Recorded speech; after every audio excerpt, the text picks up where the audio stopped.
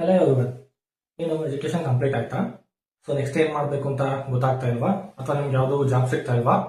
And ನಿಮ್ಗೆ dream job ಇದೆಯಾ? Like I T sector ಅಲ್ಲಿ ಜಾಬ್ ಮಾಡಬೇಕು, ಅಥವಾ ನೀವು ಯಾವ್ದಾದ್ರು ಬೇರೆ ಡೊಮೇನ್ ಅಲ್ಲಿ ಆಲ್ರೆಡಿ ವರ್ಕ್ ಮಾಡ್ತಾ ಇದ್ರೆ ಸೊ ಐ ಟಿಗೆ ಯಾವ ತರ ಜಂಪ್ ಆಗಬೇಕು, ಅಂಡ್ ಎಸ್ ಎ ಪಿ ಕಲಿಬೇಕನ್ನ ಇಂಟ್ರೆಸ್ಟ್. ಸೊ ದೆನ್ ನಿಮ್ಗೆ ಯಾವುದೇ ಪ್ರಾಪರ್ ಕೋಚಿಂಗ್ ಸೆಂಟರ್ ಕೂಡ ಸಿಗ್ತಾ ಇರೋದಿಲ್ಲ. ಸೊ ಈ ತರ ಚಾಲೆಂಜಸ್ ನೀವು ಕೂಡ ಫೇಸ್ ಮಾಡ್ತಾ ಇದ್ದೀರಾ?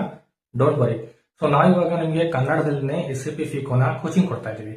That is only in 2 months. So ನೀವು 2 ತಿಂಗಳಲ್ಲಿ ಎಸ್ ಎ ಪಿ ಫಿಕೋನ ಕಲಿಬಹುದು and you guys can switch your job domain. So ನೀವು ಬೇರೆ ಯಾವ್ದಾದ್ರು ಡೊಮೈನ್ ಅಲ್ಲಿ ವರ್ಕ್ ಮಾಡ್ತಾ ಇದ್ರೆ you can switch for I T.